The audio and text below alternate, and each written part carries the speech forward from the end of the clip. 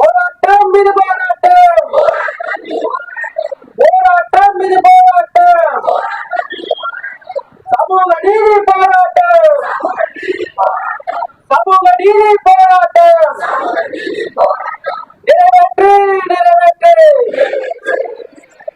நிறைவேற்று நிறைவேற்று. சட்டசபையில் அறிவித்த, சட்டசபையில் அறிவித்த வாக்குறுதியை நிறைவேற்று, வாக்குறுதியை நிறைவேற்று. நீக்கிடுக நீக்கிடுக நீக்கிடுக நீக்கிடுக. தற்காலிக ஆசிரியர் நீக்கிடுக, தற்காலிக ஆசிரியர் நீக்கிடுக. வழங்கிடு வழங்கிடு வழங்கிடு வழங்கிடு.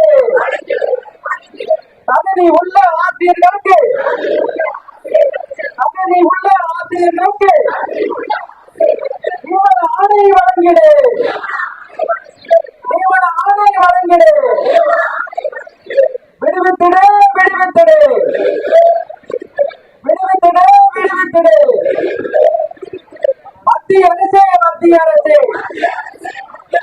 மத்திய அரசே மத்திய அரசே கல்வி நிதியை விடுவித்திடு, கல்வி நிதியை விடுவித்திடு. காத்திட வேண்டும் காத்திட வேண்டும் காத்திட வேண்டும் காத்திட வேண்டும். அடிப்படை கல்வியை காத்திட வேண்டும், அடிப்படை கல்வியை காத்திட வேண்டும். மீட்டிட வேண்டும் மீட்டிட வேண்டும் மீட்டிட வேண்டும் மீட்டிட வேண்டும். சமூக நீதியை மீட்டிட வேண்டும், சமூக நீதியை மீட்டிட வேண்டும். வெல்லட்டும் வெல்லட்டும் வெல்லட்டும் வெல்லட்டும். சமூக நீதி போராட்டம், சமூக நீதி போராட்டம் வெல்லட்டும் வெல்லட்டும். 2024 நியமன தேர்வில் தேர்ச்சி பெற்ற இடைநிலை ஆசிரியர் கூட்டமைப்போட மாநில தலைவராக நாங்கள் இருக்கோம். இன்னைக்கு சென்னை எழும்பூர்ல ராஜரத்னம் ஸ்டேடியம்ல உண்ணாவிரத போராட்டத்தை அறிவிச்சிருக்கோம். கிட்டத்தட்ட 13 வருஷமா 4 தகுதி தேர்வும், ஒரு முறை தமிழ் தகுதி தேர்வும், ஒரு நியமன தேர்வும் எழுதி கிட்டத்தட்ட ஒரு 13 வருஷத்துல 22,000 பேர் இதுல இருந்து காத்துட்டு இருக்கோம். இப்போ வரைக்கும் தமிழ்நாடு அளவுல 1ல இருந்து 5 வகுப்பு வரை இருக்கக்கூடிய டோட்டலா காலி பணியிடங்கள் பாத்தீங்கன்னா 20,000க்கு மேல காலி பணியிடங்கள் இருக்கு. ஆனா அரசு தற்போது 2,400 என்ற சொற்பமான எண் மட்டும்தான் அறிவிச்சிருக்காங்க. 13 வருஷமா ஒரு காலி பணியிடம் கூட நிரப்பல. அதாவது முறையான தேர்வு நடத்தி அந்த தேர்வின் அடிப்படையில ஒரு ஆசிரியர் கூட நியமனம் பெறவில்லை. அதற்கு பதிலாக கல்வி பாதிக்க கூடாது என அந்த சூழல்ல SMC மூலியமா தற்காலிகமா சில ஆசிரியர்கள் வந்து தேர்வு செஞ்சாங்க. தற்காலிக ஆசிரியர் முறை தவறு, அது மிகப்பெரிய ஆபத்து என உயர்நீதிமன்றம், சென்னை உயர்நீதிமன்றம் வந்து தீர்ப்பே வழங்கியது. தொடர்ந்து தமிழக அரசு வந்து தற்காலிக ஆசிரியர்களை குறிப்பாக 1ல இருந்து 5 வரை இருக்கக்கூடிய அடிப்படை கல்வியை பாதிக்கக்கூடிய வகையில தற்காலிக ஆசிரியர்களையும், சில பள்ளிகள்ல ஆசிரியர்களே இல்லாத சூழலும் இருக்கு. இப்படி இருக்கும்போது கல்வி மிகப்பெரிய பாதிப்பு ஏற்படும். இதெல்லாம் மேற்கோள் காட்டி தகுதி தேர்வு மற்றும் நியமன தேர்வுல தேர்ச்சி பெற்ற தகுதியுள்ள ஆசிரியர்கள் நாங்க இருக்கும்போது தற்காலிக ஆசிரியரை நீக்க வேண்டும், தகுதியுள்ள ஆசிரியர்களை அந்த காலிப்பணியை கொண்டு நிரப்ப வேண்டும் என்ற முதன்மையான கோரிக்கையை வந்து நாங்க வலியுறுத்துறோம். அதே போல அரசு நிதியுதவி பெறும் பள்ளிகள்ல கூட சரியான தேர்வு முறையை வச்சு அந்த நிதியுதவி பெறும் பள்ளிகள்ல கூட அப்பாயின்மெண்ட் கொடுக்கணுமே தவிர வேற எந்த விதமான முறையிலும் ஆசிரியர் நியமனங்கள் இருக்கக்கூடாது என்ற 2 வேண்டுகோளை வந்து நாங்க வைக்கிறோம். மேலும் 177 தேர்தல் அறிக்கையில நாங்கள் ஆட்சிக்கு வந்தால் காலி பணியிடங்களை நிரப்புவோம் என்ற அறிக்கையை வந்து நாங்க மேற்கோள் காட்டி கேட்டுட்டு இருக்கோம். சட்டமன்றத்துல மாண்புமிகு முதலமைச்சர் அவர்கள் 19,260 காலி பணியிடங்கள் இருக்கக்கூடிய தொடக்கப்பள்ளி காலி பணியிடங்களை 2025க்குள்ள நாங்க நிரப்புவோம்னு சொல்லியிருக்காங்க. அந்த காலி பணியிடங்கள் முழுமையாக நிரப்ப வேண்டும் என கேட்டுக்கொள்கிறோம். இனி வரும் காலங்கள்ல வயது வந்து 40ல இருந்து 50க்கு மேல கடந்து போச்சு.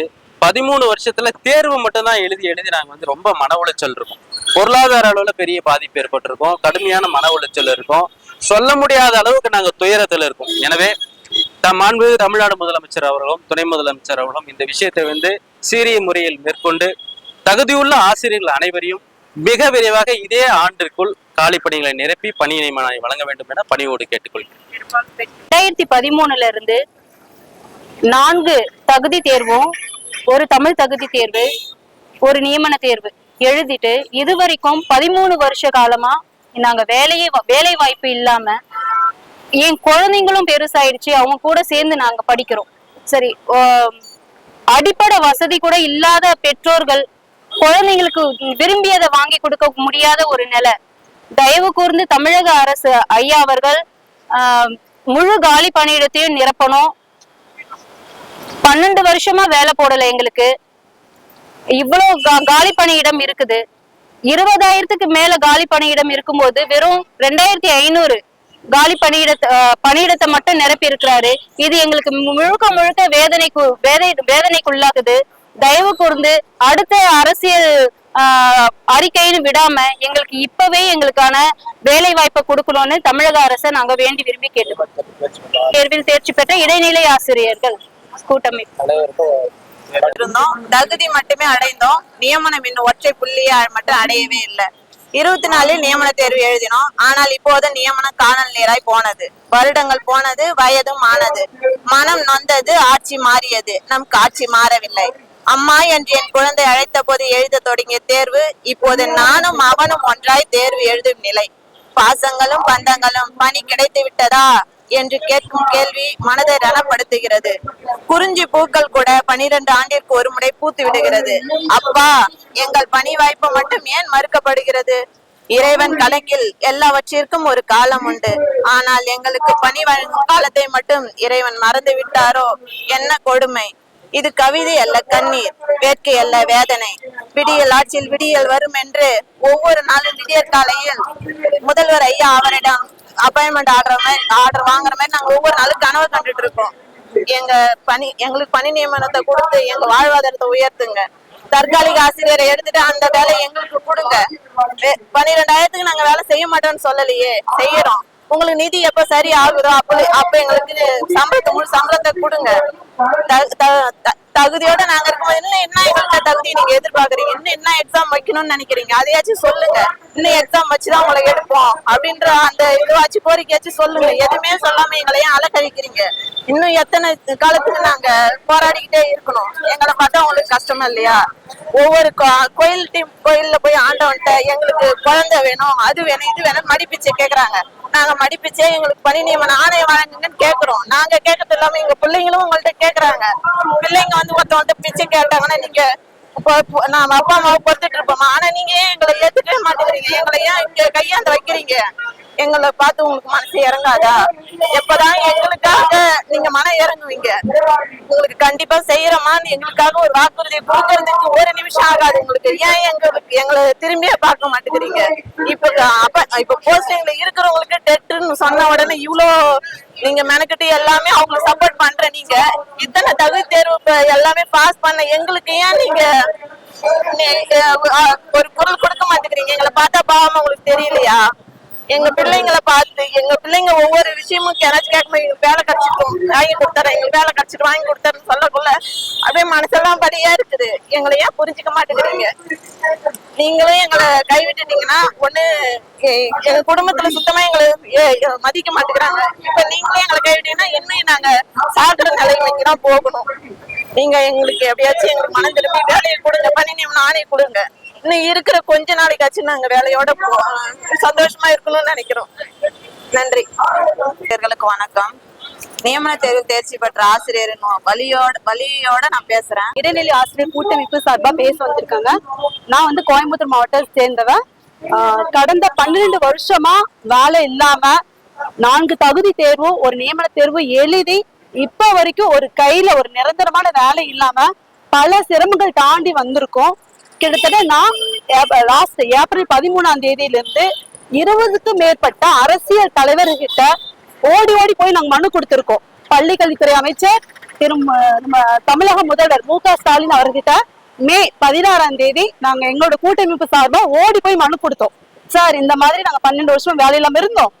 4 தகுதி தேர்வு எழுதியிருக்கோம். அந்த தகுதி தேர்வு முடிஞ்சு எங்களுக்கு வேலை வரும் எதிர்பார்த்துட்டு இருந்தோம். அந்த மாதிரி சமயத்துல ஒரு நியமன தேர்வு எங்களுக்கு கண்டக்ட் பண்ணாங்க. அதையும் நாங்க எழுதணும். ஆனா மிக குறைந்த சொற்பமான 20% மட்டுமாதான் நீங்க நிரப்பியிருக்கீங்க. 2467 இந்த எண்ணிக்கை வந்து எங்களுக்கு வந்து திருப்திகரமா இல்லைங்க சார். மீன் எங்களுக்கு மறுபரிசீலனை பண்ணுங்க, உங்களால மட்டும்தான் முடியும் அப்படின்னு நாங்க வந்து தாழ்மையோட கேட்டுட்டோம்.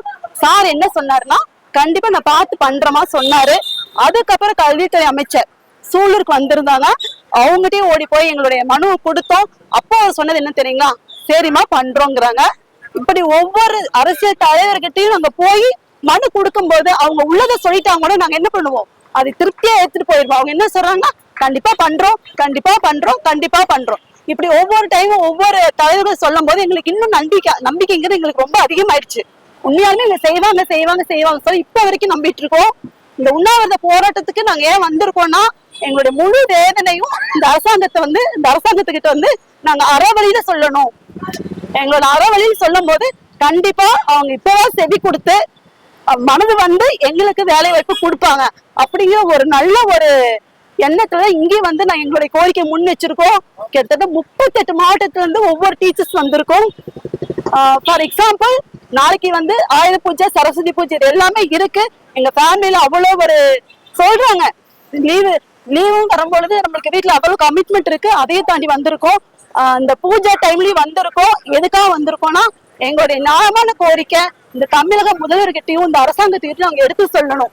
இதுக்கப்புறமா எங்களுக்கு ஒரு விடிவு காலம் வரணும் அப்படிங்கிற ஒரு நல்ல ஒரு எண்ணத்துல இவ்வளவு பேர் முயற்சி பண்ணி வந்திருக்கோம். இனிமேலாவது தமிழக அரசு இவ்வளவு பேர் வந்து நமக்கு வந்து சொல்றாங்களே, இவங்களோட கோரிக்கை தான் என்னங்கிறது கொஞ்சம் மறுபரிசீலனை பண்ணுங்க. இப்ப இருக்கக்கூடிய 20-21 டீச்சர்ஸ்க்கு முழுவதுமா பணியிடம் இல்லைனாலும் பரவாயில்ல, குறைஞ்சது ஒரு 5000-10,000 கொடுங்க. அப்புறம் இருக்கக்கூடிய பணியிடத்த இன்னொரு நியமன தேர்வு இல்லாம பணி கொடுத்ததுக்கு அப்புறம் அதுக்கப்புறம் இருக்கிறவங்களுக்கு நீங்க பணி வாய்ப்பு கொடுத்துட்டு எல்லாரும் இப்ப குவாலிஃபைட் டீச்சர்ஸ் லிஸ்ட்ல இருக்கவங்க 21,000 பேர் இருக்காங்க. இந்த 21,000 பேர்த்துக்கும் பணி வழங்கினதுக்கு அப்புறம் நீங்க நியமன தேர்வு வைங்க. அதுக்கப்புறம் அதே மாதிரி போட்டி தேர்வு வச்சு போயிட்டே இருங்க. கிட்டத்தட்ட எனக்கு இப்ப 40 வயசு ஆயிடுச்சு. இதுக்கப்புறம் நான் வேலை வாங்காம வீட்டுல உட்காந்து படிச்சுட்டே இருந்தேன்னா அவங்க வீட்டுல என்ன சொல்றாங்கன்னா, நீ படிக்கவும் வேண்டாம், வேலையை வாங்க வேண்டாம், குழந்தைங்களை பாருங்க அப்படிங்கிறாங்க. இப்ப என் பொண்ணுக்கு 20 வயசு ஆச்சு. அவ காலேஜ் 3rd இயர் படிச்சுட்டு இருக்கா. அவ சொல்ற, அம்மா நான் இப்ப வந்து நான் கேம்பஸ் போயிடுவேன், நான் வேலைக்கு போயிடுவேன், இன்னும் நீ ஏன் படிச்சு நீ ஏன் வந்து ரொம்ப கஷ்டப்பட்டு மறுபடியும் வேலைக்கு விடுற, விடுமா அப்படின்னு சொல்றான். இப்ப குழந்தைகளை நம்மளுக்கு ஆர்டர் சொல்ற அளவுக்கு வந்துட்டாங்கன்னா நம்மளோட நலவின்னு நினைச்சு பாருங்க. சோ இனிமேல தமிழக அரசு இவ்வளவு தகுதி வாய்ந்த ஆசிரியர்கள் நம்ம இழக்க கூடாது. அவங்களோட சமூக நீதியை நம்ம காது கொடுத்து கேட்கணும் அப்படின்னு ஒரு நல்ல எண்ணத்துல அவங்க நடவடிக்கை எடுத்தாங்கன்னா எங்களுக்கு ரொம்ப திருப்திகரமா இருக்கும். இதை தாழ்மையுடன் எங்க கூட்டமைப்பு சபை கேட்டுக்கொள்கிறேன். நன்றி வணக்கம்.